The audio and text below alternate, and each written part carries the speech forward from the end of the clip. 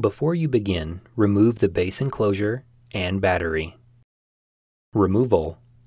Using minimal force, lift the locking bar up on the touchpad board ZIF connector and disconnect the touchpad board ribbon cable from the touchpad board. Remove the four 2.5mm P1 Phillips head screws that secure the touchpad bracket to the top cover. Lift the touchpad bracket off of the alignment pins on the top cover and remove.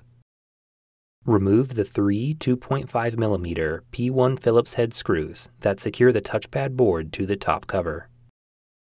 Lift the touchpad board off of the alignment pins on the top cover and remove.